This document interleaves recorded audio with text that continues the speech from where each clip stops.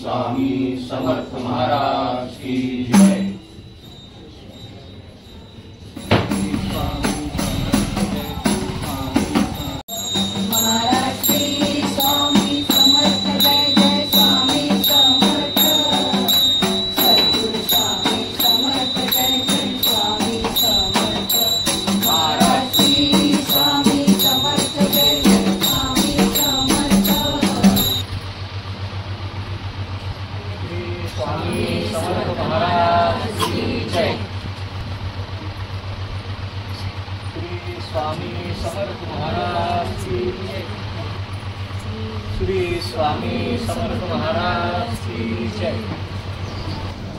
श्री स्वामी समर्थ। सामुदायिक जप आपण पहिला घेऊ।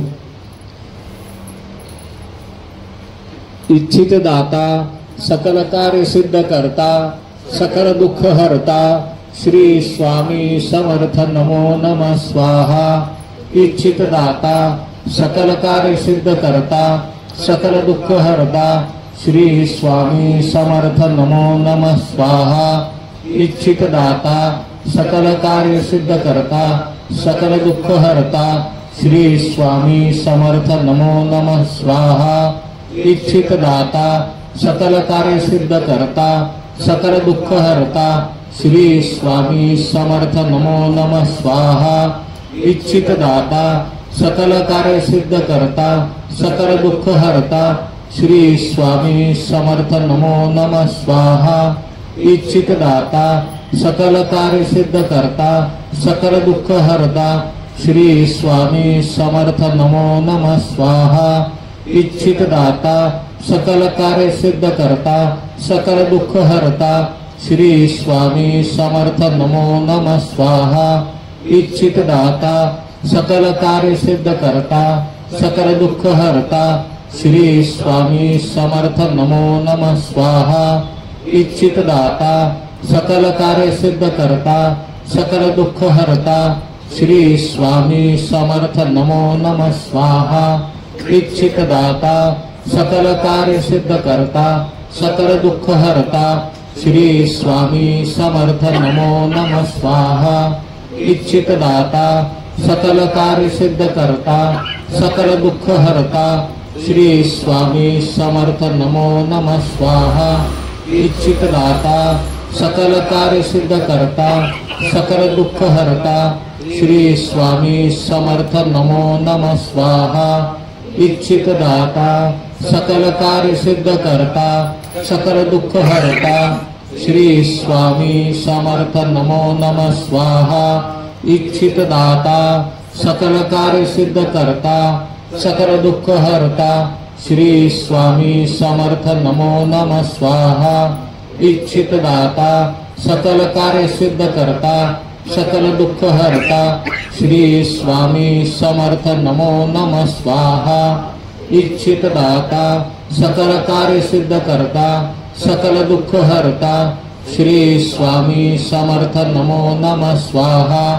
इच्छित दाता सकल कार्य सिद्ध करता सकल दुःख हरता श्री स्वामी समर्थ नमो नमः स्वाहा। इच्छित दाता सकल कार्य सिद्ध करता सकल दुःख हरता श्री स्वामी समर्थ नमो नमः स्वाहा। नेहमीच्या आपल्या प्रथेप्रमाणे जे आरतीचे अन्नदाते असतात किंवा आरतीचे जे सेवेकरी असतात त्यांना आरती अचानक मिळालेली असते आणि हल्लाळ साहेबांच्या शब्दामध्ये त्याला घबाड योग म्हणतात, तसा आज घबाड योग खुद्द हल्लाळ साहेबांनाच मिळालेला आहे। तर सर्वप्रथम मंदिरातर्फे आपण श्रीयुत हल्लाळ साहेब आणि श्रीयुत परेश नाडगावडा आपल्या मंदिराचं जे आरतीचं पुस्तक आहे ते देऊन आपण त्यांचा सर्वप्रथम इथे सत्कार करू। स्वामी समर्थ महाराज की जय।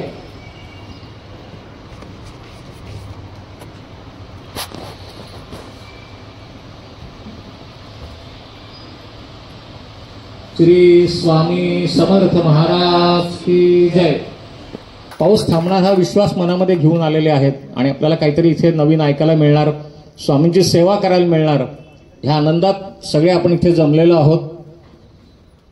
आणि ज्यांचा सत्कार आत्ता आपण केला, तर मी हल्लाळ साहेबांना असं सुचवीन की असं सांगतो की 1-2 शब्द त्यांनी बोलावे आणि आपल्याला बरेच दिवसांनी हल्लाळ साहेबांचा आवाज आपल्या कानावर पडणार आहे. पूर्वीच्याच कणखरपणाने त्यांनी असं बोलावं असं मला वाटतं.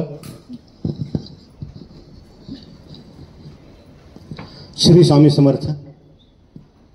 आज गुरुवार अर्थात स्वामीवार, दिनांक 26 सप्टेंबर 2024. 26 बरोबर आहे. आज बातम्यामध्ये सांगितलं होतं आणि काल देखील सांगितलं होतं आणि जिल्हाधिकारी पुणे यांनी अतिवृष्टीचा इशारा हवामान खात्याने दिल्यामुळे पुणे आणि पुणे परिसरातील सर्व शाळांना आज सुट्टी जाहीर केली होती. आज अतिवृष्टी होणार होती पुणेमध्ये. काल झाली होती, परवाही होती. आज आपण बघतोय आपले सगळे स्वामी भक्त इथे पटांगणामध्ये बसलेत, मोठ्या संख्येने बसलेत. त्यांचा, त्या सर्व भक्तांचा स्वामींवर, स्वामींच्या शब्दावर आणि सद्गुरूंच्या शब्दावर पूर्णपणे 100% विश्वास आहे. असे स्वामी भक्त या ठिकाणी आलेत. त्यांचं सगळ्यांचं मी इथं अभिनंदन करतो, स्वागत करतो.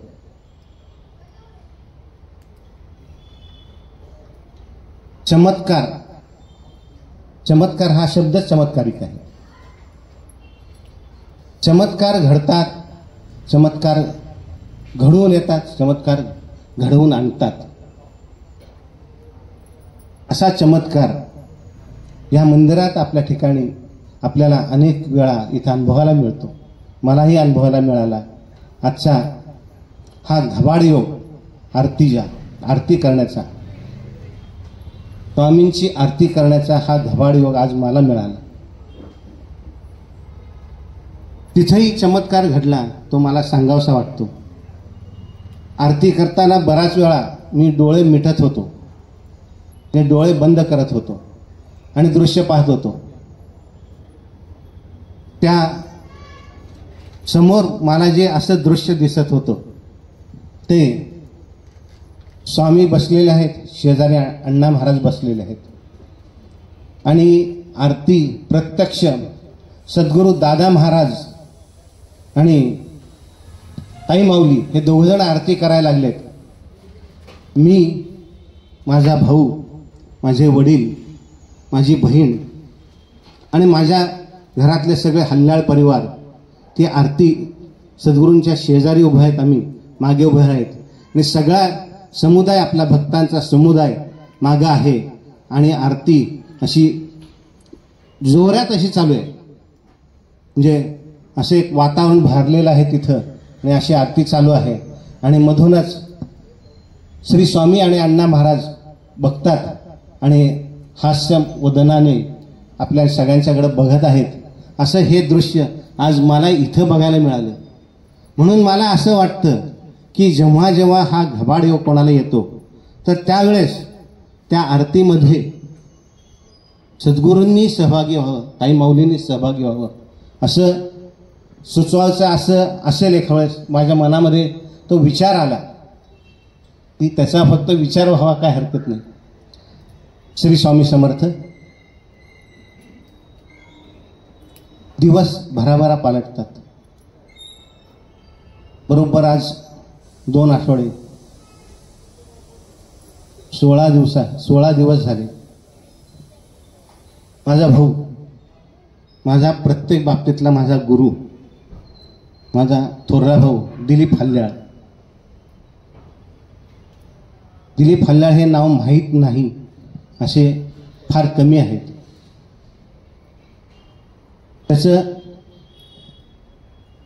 हृदयविकाराने, धक्क्याने, हार्ट अटॅक ज्याला म्हणतो, त्यांनी निधन झालं. मला वाटलं ब्रह्मांड कोसळलं. नाही, कोसळलंच.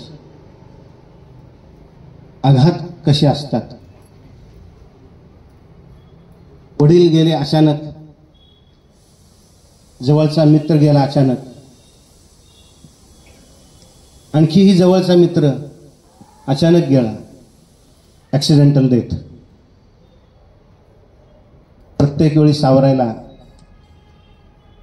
सद्गुरू होते आणि प्रत्येक क्षणी त्यावेळी सद्गुरू होते माझ्याबरोबर. हा आघात जो होता, आजचा हा फटका खूप जोरात होता. माझा भाऊ गेला. समोर संपूर्ण अंधार दिसत होता मला. त्यावेळेस सुद्धा सद्गुरू आले आणि एक अंधुकसा प्रकाश समोर दिसला. सावरायचं कसं आणि कोणी सावरायचं कोणाला, अशी परिस्थिती होती. सगळ्यात जगातलं मोठं दुःख कोणतं, तर आईसमोर मुलाचा मृत्यू होतो. हे सगळ्यात जगात मोठं दुःख आहे. त्याच्याएवढं मोठं दुःख कुठलंच असू शकत नाही. आईला कसं सांभाळायचं, प्रश्न तो फार मोठा होता. आईला प्रत्येक वेळी फिट येत होती. माझी पत्नी आज घरामध्ये आजारी आहे. तिला सुद्धा चक्कर यायला लागली. बहीण तिकडे जमखंडीला आहे.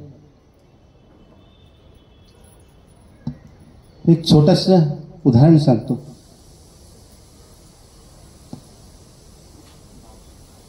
एक मनुष्य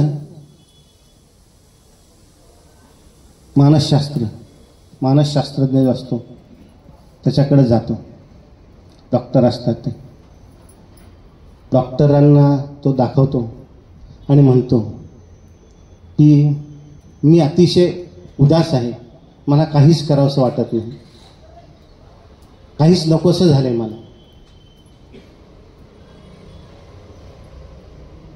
हा जीव मला नकोसं झालाय. सगळीकडे दुःखच दुःख दिसतंय. मी काय करावं. डॉक्टर म्हणतात आपल्या गावामध्ये एक सर्कस आलेली आहे. त्या सर्कसीमध्ये एक जोकर आहे. तुम्ही त्या सर्कसीमध्ये जा, सर्कस बघा. तो जोकर जर बघितला, तो बघा इतका छान हसवतो, इतकी चांगली उदाहरणं देतो, खूप हसवेल आणि तुम्हाला फार बरं वाटेल. आणि तुमच्यावर तोच एक मला उपाय दिसतोय.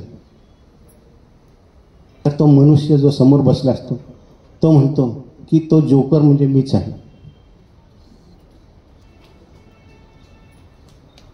सर्कशीतला जोकरच तिथं येतो आणि त्याची व्यथा सांगतो डॉक्टरांना. असंच जेव्हा माझा जवळचा, अतिशय जवळचा मित्र गेला, तेव्हा माझ्या भावानी, दिलीपनी हे मला सांगितलं होतं, दुःख करत बसू नकोस. आपण कायम दुसऱ्याला सुख द्यावं, आनंद द्यावा, कायम आनंद द्यावा. तुम्ही दुःख करत बसला तर तुमच्याजवळ कोणी येणार नाही. दुःख कोणी शेअर करत नाही. आनंद मात्र शेअर करता येतो. प्रत्येकाला आनंद देता येतो.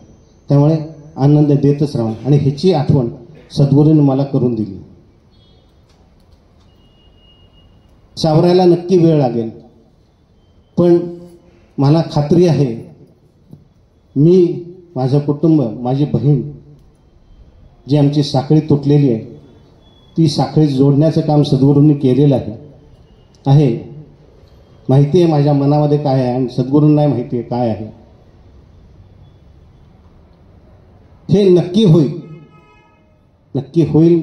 आणि जोपर्यंत सद्गुरू माझ्या पाठीशी आहे तोपर्यंत काहीही अशक्य नाही. कारण स्वामी म्हणतात अशक्य ते शक्य करतील स्वामी. श्री स्वामी समर्थ, श्री स्वामी समर्थ. पुढील सर्व सूत्र सद्गुरूंच्या. श्री स्वामी समर्थ. हलदर साहेबांचं जे निवेदन आहे त्याच्याकडे आपण नंतर येतो. मी फक्त सुरुवातीला आता जे सुरू आहे, मागच्या गुरुवारी जे सांगितलं होतं की पितृपक्ष सुरू आहे. पितृपक्षामध्ये पितरांच्यासाठी जेवढं करता येणं शक्य तेवढं आपण करायचं आहे. कारण बरेच वेळा शंका घेतली जाते. मागच्या गुरुवारी मी सांगितलं की हे केल्याने खरंच काही फायदा होतो का, जे आपण करतो ते त्यांच्यापर्यंत पोहोचतं का. कारण हे सगळे श्रद्धेचा जो भाग आहे, श्रद्धेने जे करतात ते श्राद्ध, त्यांच्या जे आपल्या पितरांच्या करता जे आपण करतो श्रद्धेने करावं ते, कारण ते त्यांच्यापर्यंत नक्की पोहोचतं. जो आपण नैवेद्य दाखवतो तो नैवेद्य त्यांच्यापर्यंत वायुरूपात जातो, वायुरूपाने तो त्यांना पोहोचतो. त्यांना पुढं जाण्याकरता जेव्हा ज्या लोकांनी बघितलं असेल की 10व्याला जे विधी होतात, 10 दिवस तो जो आत्मा असतो गेलेला ज्या माणसाचा, पुरुषाचा असेल स्त्रीचा असेल, तो आत्मा जो पहिल्या दिवशी विधी झालेला असतो, जी बॉडी तिथे ठेवलेली असते, ते मृत शरीर जिथे ठेवलेलं असतं, त्याला जो विधी करणार असतो ते भरलेला माठ घेऊन उलट्या प्रदक्षिणा मारायच्या आणि तो त्या माठाला खाली असं एक बारीक पहिलं एक भोग पाडतात, मग दुसरं, मग तिसरं, आणि तिसऱ्या प्रदक्षिणेला ज्या दगडाने ते भोग पाडले असतो तो दगड तिथे खाली ठेवलेला असतो आणि असा उलटा असतो माठ पाठीमागे सोडायचा असतो. फटकन त्याचा आवाज होतो, तो घट स्फोट, घट मातीचा जो असतो तो घट, त्याचा तो स्फोट होतो. आता हल्ली तो शब्द वापरतात, नवरा बायकोंच्या विभक्त होण्यामध्ये तो शब्द वापरतात, पण खरा शब्द असा आहे तो की घटस्फोट तो त्या आला. आणि त्याच्यानंतर तो आश्म, त्याला असं म्हणतात की आश्म तो घरी आणायचा असतो. घरी न आणता आपल्या त्यावर जी वस्त्र असतात अंगावरती तर त्यात बांधून तो घराच्या बाहेर ठेवायचा, कारण 10 दिवस तो आत्मा तिथे त्याच्यावर उपस्थित असतो, तो बघत असतो. कोण भेटायला येतंय, कोण काय बोलतंय, कोण किती खरं बोलतंय, कोण खोटं रडतंय, हे सगळं तो बघत असतो तो. आणि मग त्याच्या पुढचा जो 10वेला जो विधी होतो त्या आश्मावरनं त्या आत्म्याला त्या पिंडामध्ये घ्यायचं असतं, जे भाताचं पिंड केलेलं असतं दही भाताचं, त्या पिंडावर त्या आत्म्याला घ्यायचं आणि मग तो पिंड आपण बाहेर निघतो. तो कावळा जेव्हा शिवतो का नाही शिवत, जर काही एखादी इच्छा राहिली असेल त्या आत्म्याची, तो आत्मा त्या पिंडावरती असतो त्यावेळेला. आणि हे आत्मा फक्त कावळा आणि कुत्री यांना दिसतो. तो जोपर्यंत तो आत्मा त्या पिंडावरती आहे तोपर्यंत त्या कावळ्याला जवळ येऊन देत नाही तिथे. त्याची इच्छा, मग राहिलेल्या नातेवाईक कोणी म्हणतात की ठीक आहे आम्ही असं करतो, आम्ही तसं करतो. त्याच्या मनातलं एकदा ओळखलं गेलं की तो आत्मा तिथून पुढच्या प्रवासाला निघतो. आपल्याला वाटतं कावळा शिवला की संपलं, मृत्यू त्याला मोक्ष मिळाला वगैरे, तसं नसतं. तो त्या मोक्षाच्या मार्गाला निघालेला असतो तिथून. आणि मग जो आपण घरी दिवा लावला असतो 10 दिवस तो दिवा ठेवतात की आता म्हणतात की त्या दिव्याखाली काय उमटलं असेल, चिन्ह उमटलं असेल वगैरे, तर ते त्याचं ते समजा काही पावलं असतील त्याच्यानं ओळखायचं त्याला कुठलं योनी मिळाली वगैरे. तर ते सगळ्या थोड्याशा अंधश्रद्धा की त्या कल्पना आहेत, तसं नसतं ते. त्याला पुढची योनी मिळायला बरेच दिवस जातात ते. आणि तो त्याचा जो प्रवास सुरू झाला असतो. बरं, दिवा कशा करता लावायचा की ही पूर्वीच्या काळी फोटो काढण्याची पद्धत नव्हती. आता आपल्याकडे फोटो काढता येतो, कॅमेरा आहे म्हणून फोटो काढता येतो, त्याची स्मृती म्हणून. पूर्वी असं काही नव्हतं. तो दिवा म्हणजे तो थोडक्यात ती व्यक्ती, त्याला तो नमस्कार करायचा असतो. जे लोक 10वेला जाऊन येतात 10 दिवस, ज्यांना त्याचं अंत्यदर्शन मिळालं नसतं ते त्या दिव्याला नमस्कार करतात. पुढचा प्रवास सुरू झाल्यानंतर 11व्या 12व्या दिवसाचे जे विधी असतात की त्याच्यातनं त्याला त्याचे आत्म्याचा जो कोणी असेल त्याचे वडील, म्हणजे जर का पुरुष असेल तर त्याचे वडील आणि त्यांचे वडील, किंवा स्त्री असेल तर तिचे सासू आणि तिची सासू, परत अशा त्यांना त्या पुढच्या पायरीवर त्यांना न्यायचं असतं ते. मग जे विधी करतो आपण इकडनं परत घरी, जे त्याला म्हणतात की सपिंडी श्राद्ध म्हणा, किंवा 11 12 विधी, ते 12 सुद्धा घातार करतात, किंवा 13व्याला संपूर्ण मुक्ती झालेली असते तोपर्यंत 13व्याची विधी शुभ असतात. त्याच्यानंतर घरातल्या लोकांना शुभ कार्य करायची किंवा देवळात द्यायची त्यांना परवानगी असते. आता अशा वेळेला असं होतं की बहुतेक एखादं पुरुष असेल, त्याला जर का कामाला जायचंच असेल, अगदी खूप नड असेल, तर त्या 10 दिवसात अगदी इलाज नाही तर त्यांनी बाहेर पडावं. पण बाकीच्यांनी हरकत नाही, समजा देवळाच्या बाहेरनं दर्शन घेतलं तरी चालू शकतं. ते देवळात न जाता, मंदिरात न जाता, घरी आपल्या पूजा वर्ज्य असते.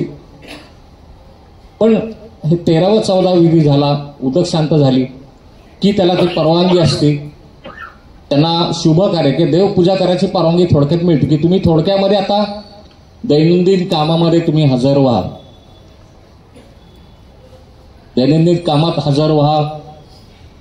तुमचं जे नेहमीचं जे कामकाज असेल, जी दिवसाचं जे काय असेल, आता आपण बघितलं ऑफिसवाली लोक ते झालं की जेमतेम 15 दिवसाची रजा असते, 15 दिवसांचं लगेच कामाला तिथे जाऊन रुजू होतात. मग आपण जर का ऑफिस आपलं महत्वाचं मानतो, आपली कचेरी महत्वाची, आपली नोकरी महत्वाची आहे हे जर का मानतो आपण, कसं होतं काळ असतो, काळाने ते दुःख कमी कमी होत जातं. आणि जर का आपण 4 चौघांच्यात गेलो तर आपलं दुःख बरचसं कमी होतं. आपला घरचा विषय आपण विसरून जातो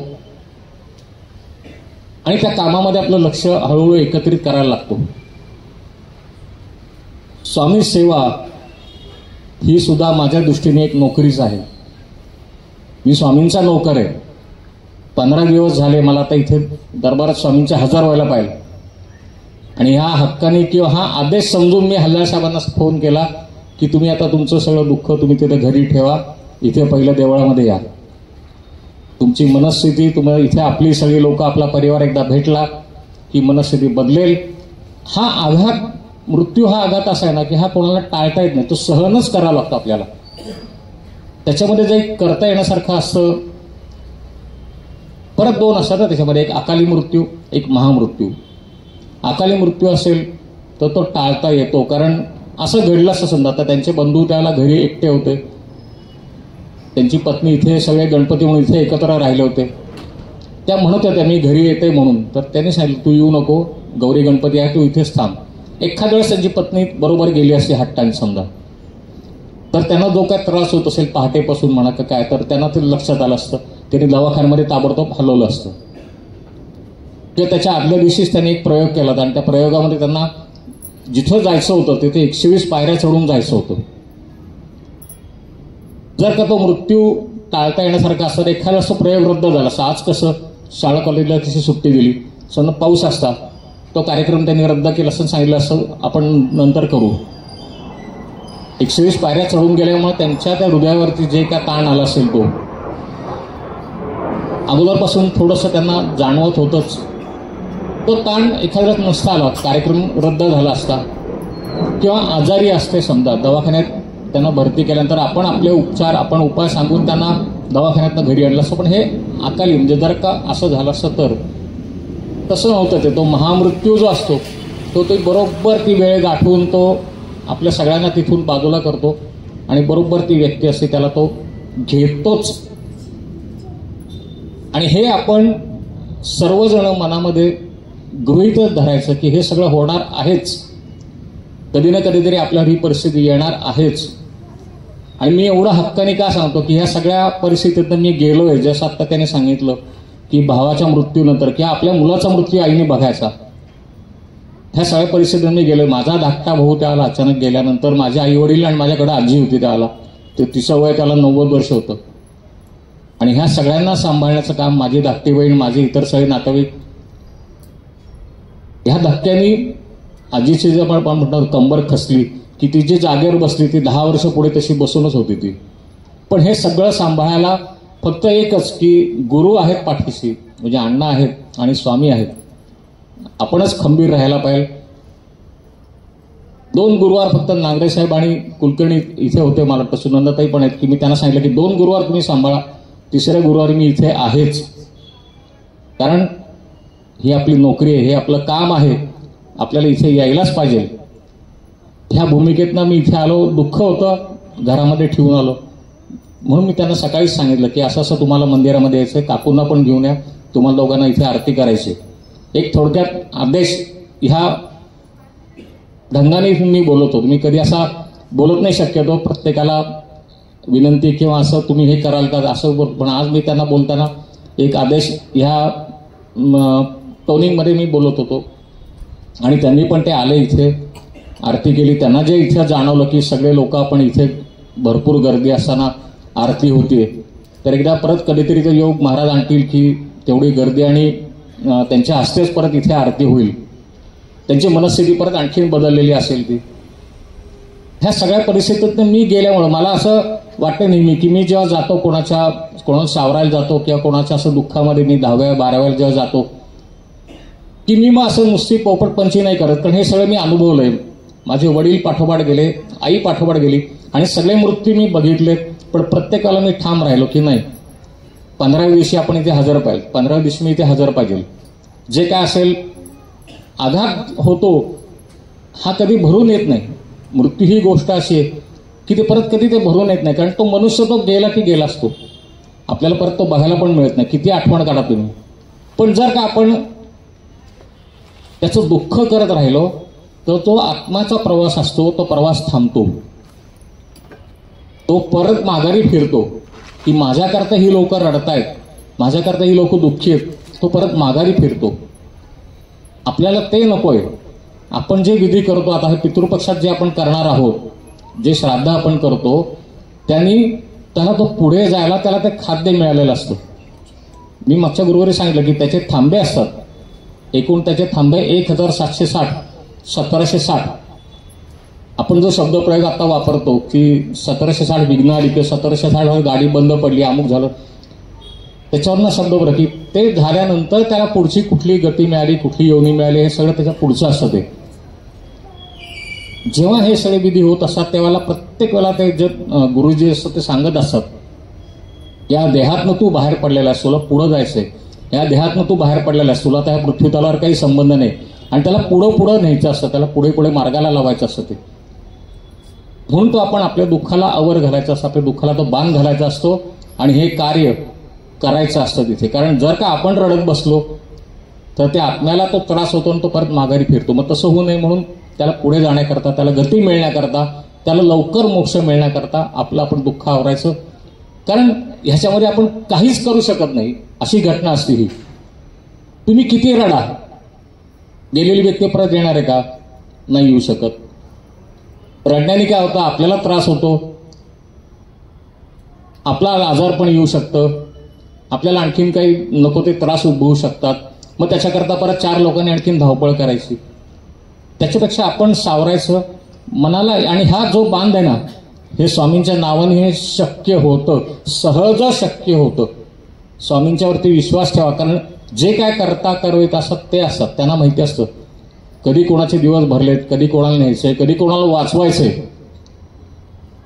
वाचवू पण शकतात. ICU मधले पेशंट सुद्धा काही वेळेला इथे येऊन ते वाचलेले आहेत आणि अगदी ठणठणी येऊन गेलेले आहेत. तसं बघितलं तर माझे आई वडील म्हणजे त्यांना डायबिटीसचा त्रास होता, पण मी जेव्हा बघतो बाहेर की अरे बरेचसे म्हातारे लोक आहेत, 80-90 वर्ष जगलेले, डायबिटीस आहे. मग असं काय झालं की माझे आई वडीलच लवकर गेले. पण मग ठीक आहे, त्यांचा तो दिवसच तेवढं होतं, पृथ्वी तलावर त्यांचं वास्तव्य तेवढं होतं. हे एकदा मान्य केलं आपण की आपलं दुःख कमी होतं. आणि मग शेवटी त्यांना माहिती आहे ना, स्वामींना माहिती आहे कशाने गेले, कशाने न्यायचं, काय करायचं ते त्यांना माहिती आहे. त्यांच्याकडे जर का आपण सगळं आपण आनंदात कसं हे करतो, अमुक काम झालं, आनंद सांगायला येतो, हे सुद्धा दुःख आहे. हे मानायलाच पाहिजे आपल्याला. हे दुःख आहे, हे त्यांनी दिलेलं आणि आपल्याला ते बाहेर काढणारच. फक्त काळ जावा लागतो. ह्या पितृपक्षामध्ये अजूनही ज्यांच्या घरी काय राहिलं असेल करायचं तर नक्की जरूर करावं. शेवटी सर्वपित्री अमावस्या आहे आणि त्याच्यानंतर येतो एक शक्तीचा जो उत्सव असतो, तो शक्तीचा उत्सव येतो, नवरात्र येतं. त्याच्यानंतर आता नवरात्रामध्ये आपण दरवर्षी सांगतो की दुर्गा सप्तशती मराठीमध्ये एक 13 अध्यायाची पोथी आहे. तर त्या पोथीचं वाचन जर का जमलं तर ते वाचन करावं, नाही जमलं तर 99 मंत्र म्हणजे 9 अक्षराचा मंत्र, ओम ऐं ह्रीं क्लीं चामुंडाई विच्चै, हा मंत्र आहे.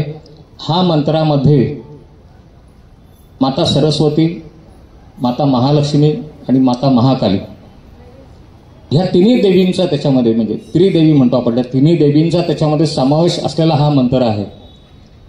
त्याच्यामध्ये आपल्याला आर्थिक स्थैर्य लाभतं, आपलं शारीरिक आरोग्य सुधारतं आणि आपल्याला मन आपलं खंबीर करतं. बुद्धी जी असते ती आपली साबूत ठेवते ह्या तिन्ही देवींची उपासना केल्यामुळं. आणि तिन्ही देवींचा संपूर्ण पृथ्वी तलावरती एक प्रकारे आपण म्हणतो ना की हुकूमत म्हणा किंवा जसे 3 देव आहेत तसं त्यांचं पण तिन्ही देवींनी संपूर्ण पृथ्वी तलावरचं सगळं साम्राज्य व्यापलेलं आहे. 9 दिवसामध्ये देवीची वेगवेगळी रूपं आहेत. त्या रूपांच्या संदर्भात सांगायचं म्हटलं तर पहिल्या दिवशी शैलपुत्री. आता मी फक्त आता इथे थोडी सांगतो, पुढच्या गुरुवारी आपण तो दुसऱ्या भागामध्ये घेऊ. पहिल्या गुरुवारी कशी उपासना करायची तर पहिला दिवस जो असतो म्हणजे पहिल्या गुरुवारी म्हणजे पहिला दिवस जो आहे तो शैलपुत्री म्हणजे ही हिमालयाची कन्या आहे. हे महादेवांनी कौतुक केलेलं आहे पार्वतीचं. ही सगळी पार्वतीची रूपं आहेत. हिमालय कन्या, पर्वताची कन्या, शैल म्हणजे पर्वत. दुसरा दिवस आहे तो ब्रह्मचारिणी. ब्रह्म, जिच्या मुखामध्ये ब्रह्म आहे, जिने तपश्चर्या करून, तिचा शब्द म्हणजेच तपश्चर्या आहे, अशी ही ब्रह्मचारिणी. हे सगळी शंकरांनी सांगितलेली नावं आहेत. ह्या रूपामध्ये तुम्ही एक एक दिवस साजरा करावा की एक एक आपली उपासना त्या दिवसापुरती तिथे मर्यादित करायची. शैलपुत्री म्हणून तिथे देव आपल्या डोळ्यापुढे आणायचं की हिमालय किंवा त्याची कन्या म्हणून. दुसऱ्या दिवशी ब्रह्मचारिणी, जी तप करताना जी पार्वती दिसत असेल ती शैलपुत्री ब्रह्मचारिणी. त्याच्यानंतर चंद्रघंटा, जिच्या डोक्यावरती घंटेच्या आकाराचा चंद्र आहे, ज्याची शांतता संपूर्ण आपल्या विश्वाला शांतता जी देते, जी स्थैर्य देते, अशी ती चंद्रघंटा. आणि जिच्यामुळे हे ब्रह्मांड निर्माण झालेले, जी माऊली आहे, जिच्या स्वयंप्रकाशाने 10 दिशा प्रकाशित होत आहेत, अशी ती कुष्मांडा. आज आपण इथे 4 दिवसांपुरतं बघू. 4 दिवसांत परत एकदा मी सांगतो की प्रथम शैलपुत्री, द्वितीय ब्रह्मचारिणी, तृतीय चंद्रघंटा आणि चतुर्थ आहे ती कुष्मांडा, जी ब्रह्मांडाची निर्मिती जिने केली ती. अशा रूपामध्ये आपण जर का देवीच्या देवळात गेलो तर ह्या रूपामध्ये आपल्याला काही ठिकाणी ती रूपं दिलेली असतात देवीला. इथे जवळ अष्टभुजा मंदिर आहे, तिथे जर का दर्शन घेतलं आपण रोज जाऊन तर रोज ती रूपं बदलत असतात. त्याप्रमाणे ती रूपं केलेली असतात. ती अशा रूपांमध्ये ते देवीची उपासना करायची. आणि अगदीच काही नाही जमलं तर ओम ऐं ह्रीं क्लीं चामुंडाई विच्चे हा मंत्र जेवढा आपल्याला करता येईल. आपल्या साधनेमध्ये सुद्धा हा मंत्र जर का सुरुवातीला घेतला तर पुढची आपली साधना निर्विघ्नपणे होते. हा मंत्र जपताना आपल्या भौतिक बल तयार होतं की कुठली वाईट शक्ती आपल्याला त्रास देऊ नये. आपल्याला बरेच वेळा असं होतं एखादी माळ जप झाला स्वामींचा की कंटाळा येतो. तो कंटाळा कशामुळे येतो की बाहेरच्या काही शक्ती आपल्याला उठवत असतात, बास झाला तो उठ म्हणून. ते होऊ नये म्हणून सुरुवातीलाच हा जप घ्यायचा आणि मग पुढची साधना करायची आपली. मग बघा तुमच्या 1च्या ऐवजी 10 माळा सुद्धा होतात. तुम्हाला तिथे बसवलं जातं, पाठ दुखत नाही, पाय दुखत नाहीत, काही नाही. म्हणून हा जो जप आहे ओम ऐं ह्रीं क्लीं चामुंडाई विच्चे, परत मी सांगतो, हा मंत्र 1 माळ कमीत कमी करायचा आणि आपली पुढची साधना सुरुवात करायची. आणि नवरात्रामध्ये तर हा तुम्हाला जर का जमलं तर 2 माळा करा, 3 माळा करा, 4 माळा, जेवढं तुम्ही कराल. ही शक्तीची जी उपासना आहे 9 दिवसामध्ये ती आपण घ्यायची. म्हणजे आपल्याला पुढचं वर्षभर आपल्या आध्यात्मिक दृष्टीने ती शक्ती आपल्याला पाठीशी राहते. पितृपक्ष ते नवरात्र हा आत्ता आपण टप्पा घेतला. आणि परत हल्ल्याळ्यांच्याकडे येतो मी की मिलिटरीमध्ये कसं असतं, एखादा मेजर जो असतो, मेजर कसं करतो की बऱ्याच वेळेला आपण बघितलं असेल सिनेमात वगैरे की एखादी वेळ येते की तुला 10 जण निवडायचे आहेत. ते 10 जण निवडून तुला अमुक एक कामगिरी करायची आहे. मग तो ते 10 जण कसे पाहिजेत तशी ती अपेक्षा तो धरतो. मी असं म्हणेन की माझा जर का आपण गुरु म्हणून इथे उल्लेख करता सगळेजण, तर आपण सगळेजण माझ्यासारखंच भक्कम राहायला पाहिजे. कुठलंही संकट येऊ देत, मी इथे 15व्या दिवशी मी हजर आहे, मी सगळं बाजूला ठेवणार आणि मी 15व्या दिवशी इथे येणार आहे, हा मनामध्ये विश्वास पाहिजे. आणि माझी अशी अपेक्षा आहे की माझा प्रत्येक जो भक्त आहे, जो स्वामींचा सेवक आहे, त्यांनी इतकं मन खंबीर केलंच पाहिजे. आणि आज जेव्हा जमखंडीला त्यांच्या भगिनी, आज तिथे गुरुवार आपलं केंद्र आहे जमखंडीचं, आज त्या जेव्हा केंद्र चालवत असतील तिथे, तर माझा हा संदेश त्यांना सुद्धा आहे, तिथल्या सुद्धा सगळ्या स्वामी सेवेकरांनी आपल्या प्रत्येक केंद्रावरच्या, शिवापूर झालं, पंढरपूर झालं, प्रत्येक सेवेकरांनी लक्षात ठेवलं की हे जो आघात आहे तो झालेला आहे, होणार आहे. आपल्याला सगळ्यांना ती वेळ कधी ना कधी येणार आहेच, पण हा आघात मी सहन करणार आहे. आणि गुरूंना शब्द दिलेला, आज प्रत्येकाने तसा शब्द द्या.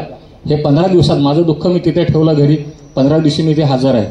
कारण मी स्वतः इथे केलेलं आहे. जेव्हा मी बोलतो एखादी गोष्ट तुम्ही ती केलेली असते, मी या सगळ्यातनं गेलेलो आहे. म्हणून मी सांगू शकतो, अधिकाऱ्याने सांगू शकतो की प्रत्येक स्वामी सेवेकरी तेवढा भक्कमच असला पाहिजे. ही अपेक्षा ठेवून मी आता इथे थांबतो. आता आपण स्वामींचा तेवढाच जय जयकार करू. जर का आपण सगळे सावरलेले असाल तर तेवढ्या मोठ्याने आपण जय जयकार करू. श्री स्वामी समर्थ. सद्गुरूंनी सांगितलं प्रत्येकाने भक्कम राहिलं पाहिजे. मनस्थिती भक्कम होण्यासाठी स्वामींचं पाठबळ पाहिजे, सद्गुरूंचं पाठबळ पाहिजे, आणि ते आपल्याला आहे. पण जीवनाचे प्रसंग काही असे येतात की त्यातून मनुष्य ढासळतो. त्याचं कारण असेल की गाण्याच्या 2 ओळी मी इथं म्हणतो. जिंदगी का सफर है कैसा सफर, कोई समझा नहीं कोई जाना नहीं, है कैसी डगर चलते हैं सब मगर, कोई समझा नहीं कोई जाना नहीं. जिंदगी का सफर है कैसा सफर, कोई समझा नहीं कोई जाना नहीं. स्वामी श्री स्वामी समर्थ.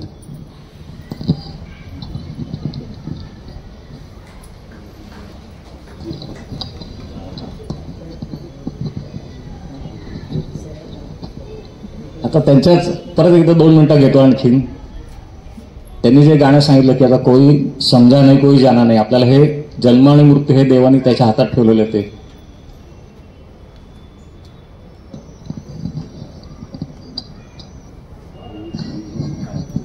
आता त्याच्यावरती परत असं उत्तर देतं की ये जीवन है इस जीवन का